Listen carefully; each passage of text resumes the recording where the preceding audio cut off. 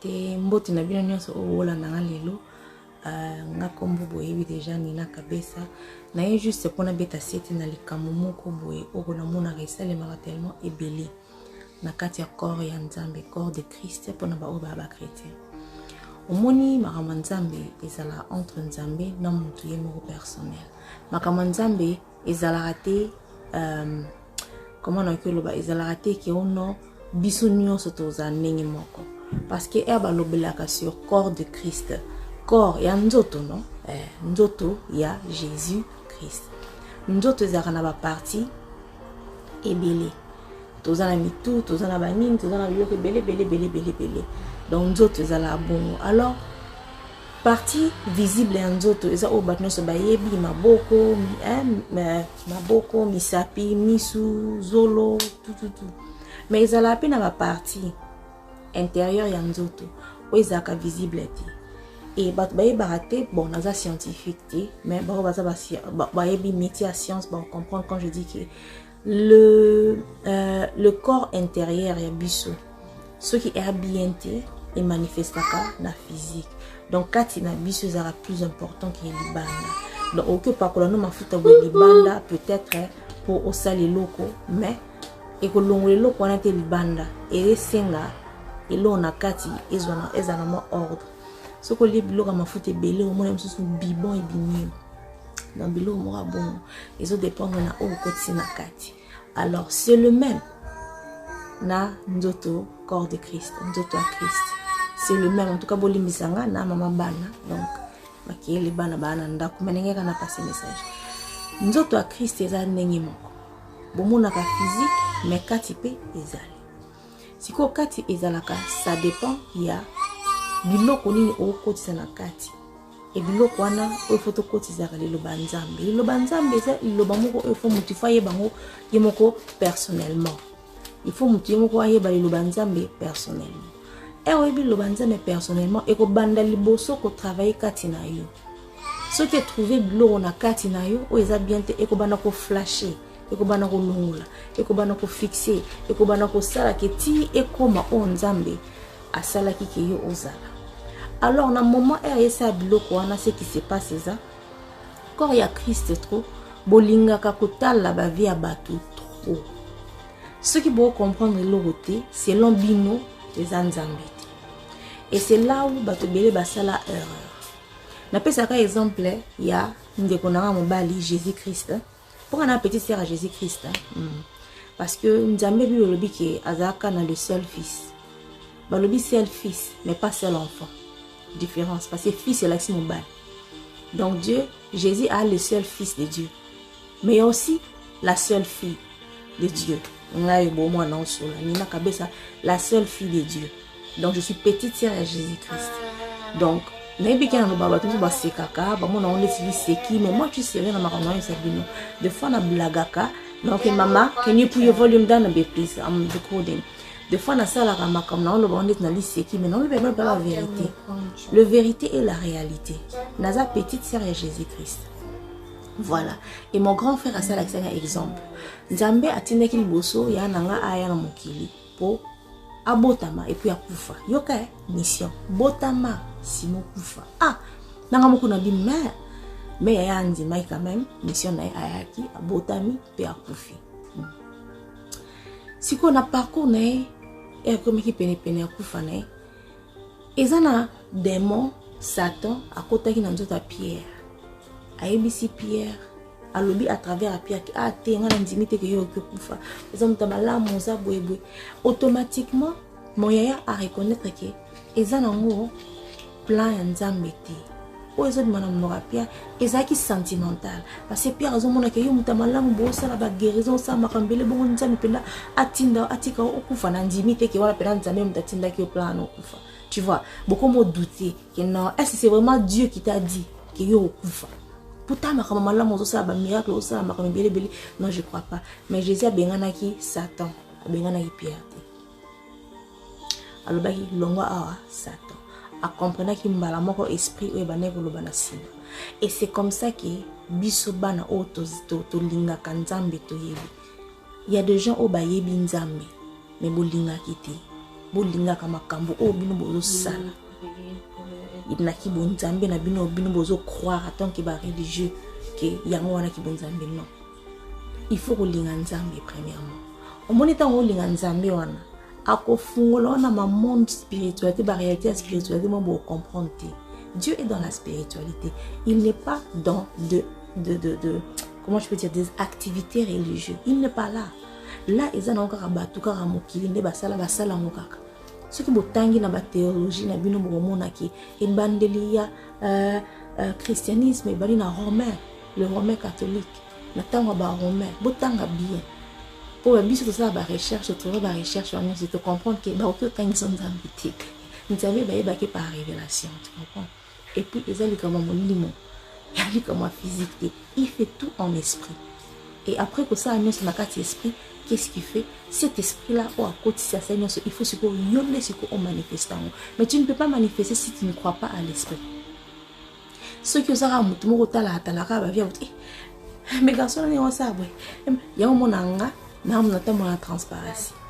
Pourquoi la transparence? Parce que Dieu est dans les transparences et Dieu est la lumière. La Bible nous dit que toza ba mwinda na mokili, ok? Si ko boye bisanga, yo muto mwinda na mokili, o bango pelisa mwinda na po ozo banga satana moko boye, démon moko boye ausai loko. Mais c'est quoi cette folie? Ou bien bondi nzambe, ou bien bondi mila ba démon. Nganina kabesa bino nyonso nde na Facebook bebo yebinga à 100%. Ezane lo moko te ki muto lobelanga to ako changer nga soki déjà nzamba sa chenga bota kaka. Mutu mota stopeki kufa Jésus. Jésus qui est dans soka assez ici mission na yakufi. Ngapelo kwa na petit cerné, Dieu m'a dit la transparence. Na ko kene na transparence ti na soka pe ko mesa nango ti esika nzamba o mimango ekene kene. Il y a une raison pourquoi nzamba benga na za transparente. Mais le problème c'est que les années tant yo chrétien comme moi, oyebi une mission na ote. Oyebi raison za ate yango ndesala ki beaucoup ma juger. Parce que on a compris déjà ba jugement wana ba songi sonyo na ba kitonga tonga na bosa na sima na obi mo kanisa ke ngana yeba te nzambe amonaka bino ni bovana kana bobeta masona ba batu misusu na ne botinda atina ba batu ba kosola nanga Dieu voit yana lobela bino on nzambe amonaka ngape nina na monaka mais mission nanga eza ate po na finga bino na l'obélation bino mais ça pour continuer pour la qui c'est bino c'est Dieu là que moi je trouvais c'est Dieu là qui a le miséricorde sur ma vie nzambe wana waza fidèle nzambe wana za bolingo nzambe wana o alobi yakaka kapa na ndenge ozali ngamoko na ça changement c'est Dieu là ya nzambe wana na la bino nzambe wana za na activité religieuse nzambe wana aza en esprit et en vérité atamona na kutati peu importe et puis elle est transparente avant mwinda imagine kabane rotambola mwini na se ya mai mulili abimisa mwinda na mulili oui bien abimisa mwinda na mulili donc ça veut dire que ata bato bino bolobaka yango mwina baka ko ça trop sentimental ya mabe et ça vraiment liwa ndambu te mais liwa ya ma liwa spirituel okufi na molimo pa oyiba sumaka. Parce que moi ni bato balobaka ba parole moko boye au moins na bango na ba émission na bango ba sala bilobela lobela il faut beau raisonner ya bo loba makambo il faut beau vanda beau méditer c'est makambo na lobi na standard ya Bible bon mingi peut na yebi na botanga na bino Bible te na standard ya Bible est-ce que zokende ndenge moko au moins na ki moko ekende te parce qu'il y a des choses to lobaka sentimentales pour moko lobaka yango et yokana kindeti ezana droit. Mais ce que le côté sa dimension et tu vas voir que non, et ça libanda ya makamza mazolo na pese exemple bato baloba mingi ponga pena bana loba bongo mais ngasi ko Saint-Esprit comme ko coachinga na commence ko kutanga makambo no raisonner na Saint-Esprit na koma ko mona makambo exemple na pesa bato mingi baloba toujours que lumière ezala toujours na fin à tunnel. Ata oza na kati ya molili ko banga te continuer ko kende lumière eza na suka ya tunnel. Non. Mais zo loba bien, ça parle bien. Ça dit que au mona mwina na suka te ozo kende. Mais je viens aujourd'hui vous dire une révélation. lumière ezalaka jamais na fin ya tunnel. Lumière ezalaka na kati ya tunnel. Parce nzambe abimisaki minda na kati ya molili. Lumière wana ozotala na suka wana eza yo. Esika kotelemi na molili no wana brille. Pelisa mwinda banda ko briller. Yondo za lumière. Oza lumière o il faut pela na kati ya molili. Po opesa confusion. Na batno so ba cholayo, batno so ba fingayo, batno so ba seka ka ba kanza koza na problème mental nzoka bangoni bana problème mental ba oyebati. Po nta problème mental jamais on koza na ba opportunité makamubele sa matala. Toze bien na réseaux sociaux to kosa ma ba vie. Toze bien. Na réseaux sociaux to kosa ka ba vie. Oko bima na réseaux sociaux bo ba maquillage, tu no bilo no to lati ba costume, on lati bilo no o ba pena ke oui patron. Mais oui, bah que gérer mon côté. Mais aux accords, nous avons un problème mon boy. Quand on a ma songi libanda. Mais pourquoi me babat loko ababiso na réseaux sociaux ti libanda toi le même. Et c'est un Saint-Esprit zakatina. Parce que seul mon doit témoigner mon nzambe na vie non et le Saint-Esprit. Seul mon doit binisa on a bisi comme sous ozala qui ignorant et le Saint-Esprit. On a besoin de le Saint-Esprit azakatina biso. Parce que sans Saint-Esprit ozala na audacité te ozala non na boldness te net obara na anglais. Donc ozala makasi wana te ozala courage wana te osala certaines choses parce que façon bato baba no loba façon bato no sa makam o mona yomoka ke okwei. Au moins, il m'a dit, oh mon Dieu, mais quand tu as le Saint-Esprit, comme le quoi babiso, je m'en fous. Je m'en fous. Pourquoi? Parce que naza na mission. Et nakosukati. Non, moi, que quand vous venez en Christ, que vie est comme bien. Mais tout le monde est banni ma casse. Mais si vous faites que ça, tout le monde est aussi au long na. Donc autant moula na ligne ya bancaire. Donc aussi au longi na habitu. Aussi au longi na habitu. Venir en Christ c'est ça. Au longi na déjà habitu. To yaka en Christ c'est pour te bisiko OK. Ba problème na biso bitu na biso no c'est ça bisoté. C'est Dieu qui prend soin de ça. Biso to ça ka ke fort to comme le kola nzambe nenge le bela biso na Ephésiens 5. Le problème est que mingi boluka bomé mokili na kati na kamanzambe en lieu que bobo wana bokoma lelo ba nzambe bokena mokili bo changer nzambe mokili. Dieu ne cherche pas ya rolongola esika bengi ngalo ba ngo pina za clair nzamba benga te pona sa ministère abenga te pona yemba ka pona bata d'église. Ce n'est pas moi les mission na ngati na mission na ngati très bien et à 100%. Nzamba benga ka kisika benga na tikala na parce que sika nga nazana na bendi nzambe na isika nazali et je commence à transférer et kopanza ndiki bonzambe na nga na mili sika nazanzamba na posa azwa ba territoire. Comprenez azana posa azwa ba territoire. Mais bino bozo kima esika benga ki bino boke kota na kati ya bisika bato maladi bazali bokomi ko manipuler ba tika les sikozali pour moi les sikozali so tika li c'est là où on va savoir que oui nzambe vraiment ça katina nzambe pena sa makasi na benda nzambe na famille nanga na benda nzambe na cercle nanga ba camarade et bango na so ba koma lelo ba chrétien ngana saranate oya kukaki christianisme te bamsusu bakena musika na tika bango bakena musika. Pourquoi? Parce que c'est comme ça. Ngana rechanger te. Moi je ne change pas. Ngana nzambe, je suis porteur de Dieu. Non mais nzambe katinanga et certaines personnes me démon katina bango et vous croyez que ba démon ba katina ba commander nga métier de la folie. Ali boma. Ezate que na mutu makasi. Ezate que naza orgueilleux. Naïebi, c'est que je porte en moi. Et c'est que j'ai en moi, c'est Dieu. C'est la présence de Dieu. Et moi, nazoko babundisanga toujours. Pour bakwe, c'est le wakana et kokwe a pété. Parce que Christ en moi is my hope of glory. Tu comprends? Donc ici, Maté, petite sœur à Jésus-Christ. Vous comprenez que petite sœur, il y a Jésus. Pour bolonganga, il faut d'abord banana papa Elohim, après bokepa yaya Jésus-Christ. Mais le quoi bango déjà bazar pas.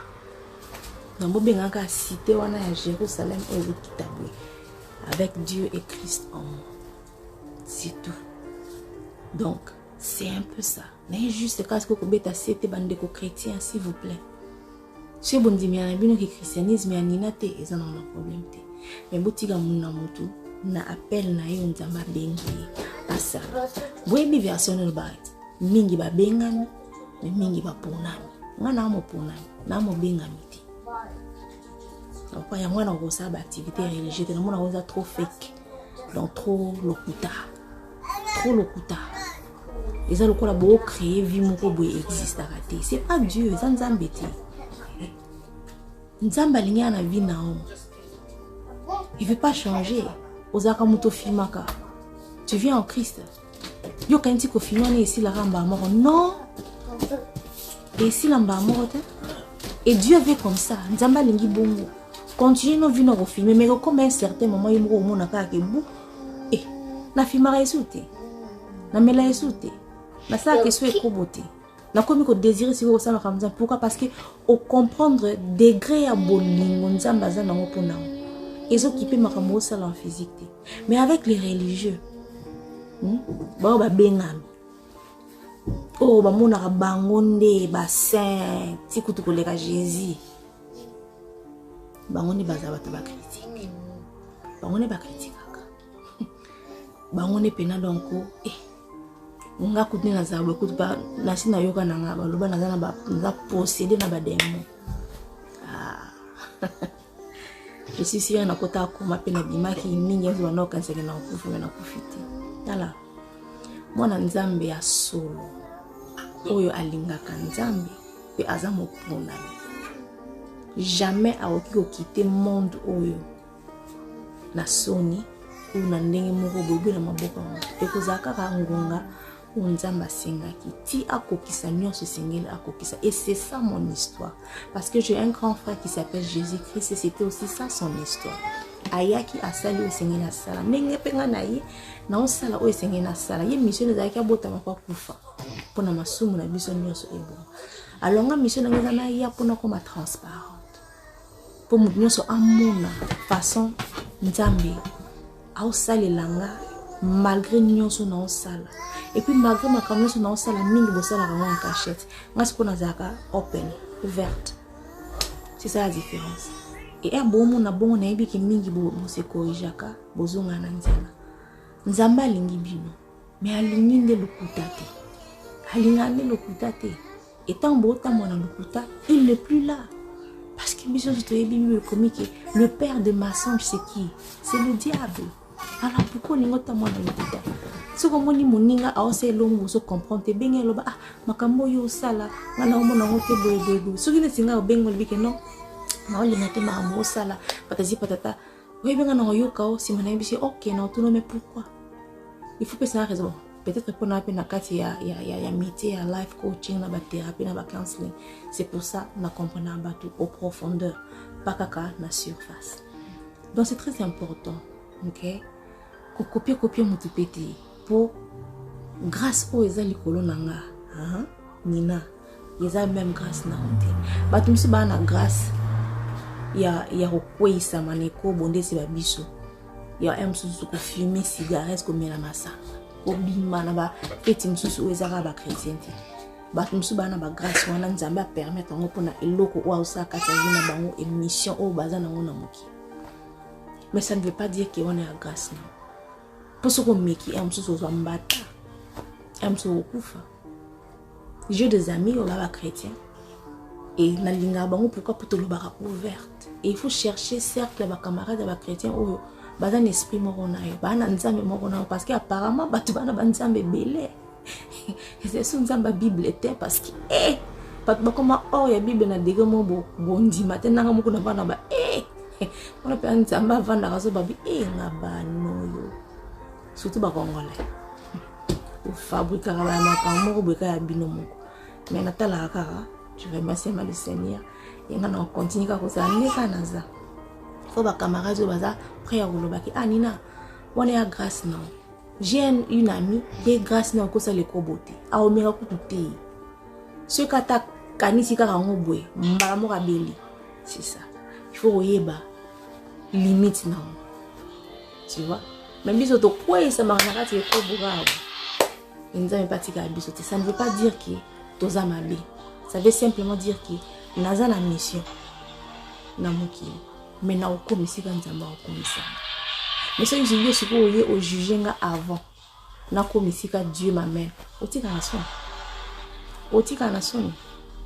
Otika na son makasi pourquoi parce que au juger au yo na misu malgré que la Bible dit il ne faut pas juger par rapport au yo mo na misu, juger par rapport à esprit. Makambo tout ça la ezara na motif et raison. Et ça motema non. Comment était ton cœur quand tu étais en train de faire ce que tu es en train de faire? Motema no ezaki ne. Motif et motema no ça marmosala, c'est ça qui nous amatala. Et là très important, ba koyeba au juste za nini. Oye en Christ pona nini. Pona libala, waki ça. Pour ceux qui bongo, tika na mokili, pour bato mokili pe balaka. Pona bana, bato mokili pe balaka. Pona ba voiture banda ko, come on. Bato mokili pe bazwaka ngo, mbongo toute chose que bato mokili bazwaka. Koya na Christ pona ngoti. Mais ce qu'on est en Christ pour okoma lokola nzambe, pouvoir ya nzambe. O ezako bimisi maloba ero lobi okréé. Makamu salim ero lobi boum. Makamu salim wana nde yaka en Christ. Parce que wana siko koma ko changer ba situation ba tout en tournant na maloba. Neti ngana loba kana za ouvert et transparent. Je publie na mon akanza mais na mon na satan azana tante ayebinga. Monde ténèbres ba yebinga pe banganga. Nga banga bangote.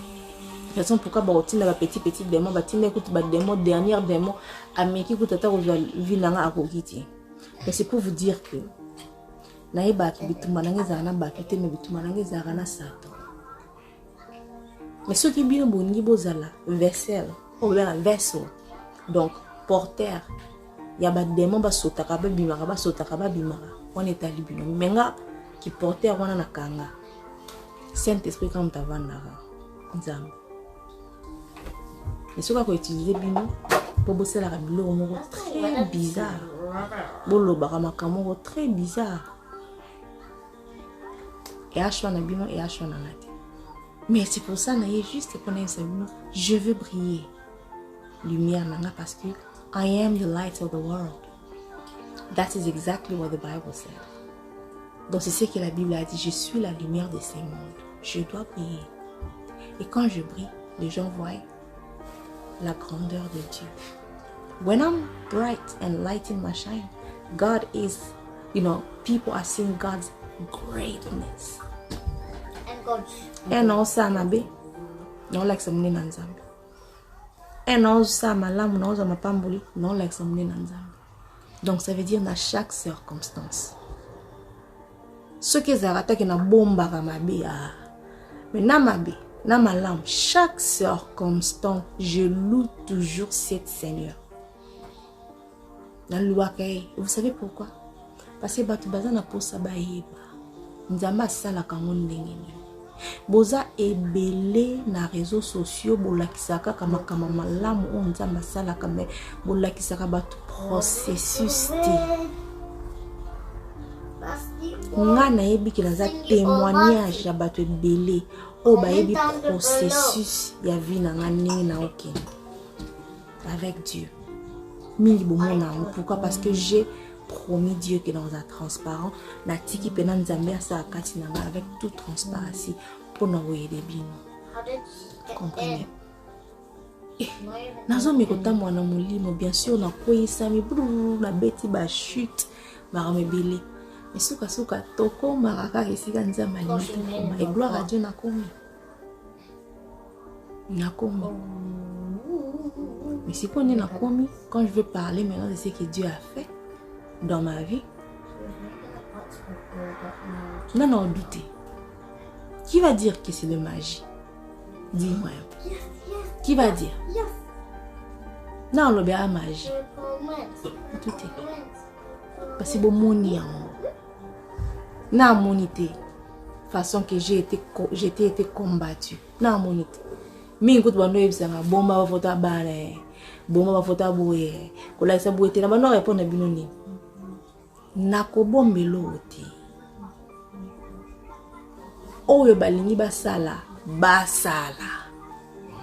parce que suka omona suka nzamba gagna kaka ngaka tolo boye na nzambe je m'en fous c'est ça bébé na nga obenga on a kata live na yambai donc merci et c'est tout ce que je voulais dire.